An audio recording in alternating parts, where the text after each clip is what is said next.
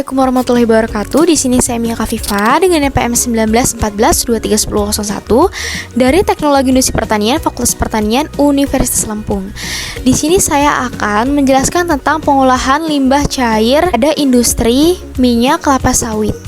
Ada PTPN 2 Kuala Sawit, Kota Medan. Di sini saya akan menjelaskan tentang pengolahan limbah cair untuk memenuhi ujian akhir semester Teknologi Pengolahan Limbah Agroindustri. Yuk kita simak bagaimana sih cara pengolahan limbah cair pada industri minyak kelapa sawit. Inilah bentuk perkebunan kelapa sawit yang ada di Indonesia. Setiap orang sudah mengetahui jenis tanaman ini. Tanaman ini adalah sebuah komoditas yang menyumbang ekspor terbesar Indonesia selain minyak dan gas.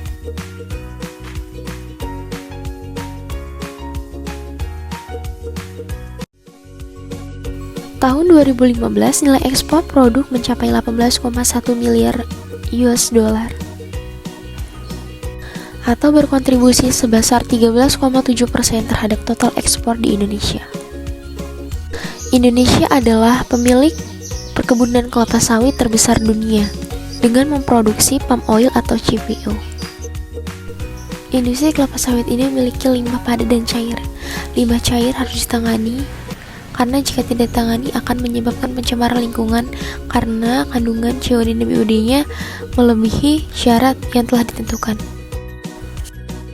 PTPN 2 Tanjung Muara Medan adalah salah satu pabrik pengolahan minyak kelapa sawit, di mana pengolahannya sudah menggunakan teknologi modern.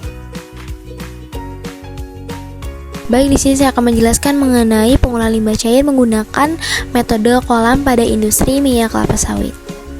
Jadi, pada proses pengolahan limbah cair tersebut dimulai dari selut, di mana limbah cair dialirkan ke fed feed untuk diambil sisa kandungan minyak yang masih terdapat di dalamnya. Setelah sisa minyak diambil, lalu selanjutnya kita menuju kolam cooling pond atau cooling tower, di mana kolam ini digunakan untuk mendinginkan limbah yang awalnya dipanaskan, sehingga suhu dari limbah yang telah dipanaskan tadi akan menurun.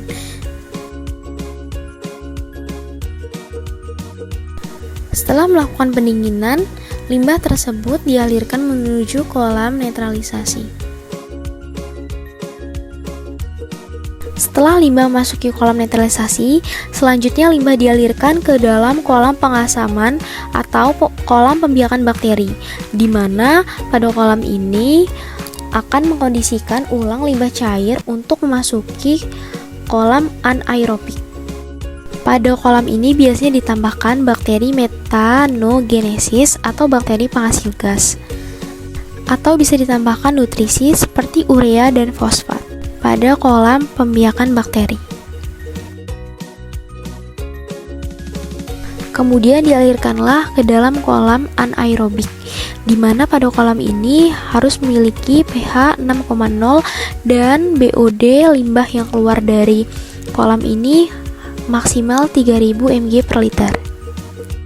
Setelah melewati kolam anaerobik, limbah cair tersebut akan dialirkan ke dalam kolam aerobik, di mana kolam ini ditumbuhi mikroba heterotrof seperti ganggang dan membentuk floks. Pada kolam ini tersedia oksigen yang dibutuhkan oleh mikroba dalam kolam tersebut.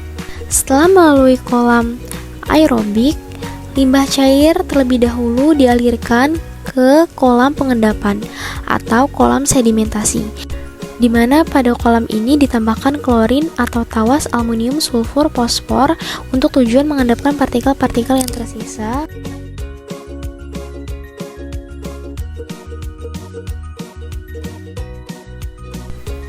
Tahap selanjutnya yaitu limbah cair menuju ke land application, di mana sebagai tempat pembuangan akhir limbah, kolam ini hanya sebagai pengkontrol yang mengalirkan limbah cair secara perlahan-lahan ke dalam badan air, seperti sungai dan permukiman masyarakat. Dalam pengoperasiannya, direncanakan sebagian dari air limbah yang keluar dari unit aerobik digunakan sebagai pupuk cair. Setelah memasuki badan sungai, air tersebut sudah tidak berbahaya untuk dibuang dan dapat digunakan untuk pupuk cair pada tanaman kelapa sawit tersebut. Baik, terima kasih telah menyimak video pengolahan limbah cair pada industri minyak kelapa sawit. Semoga video tersebut bermanfaat. Terima kasih. Wassalamualaikum warahmatullahi wabarakatuh.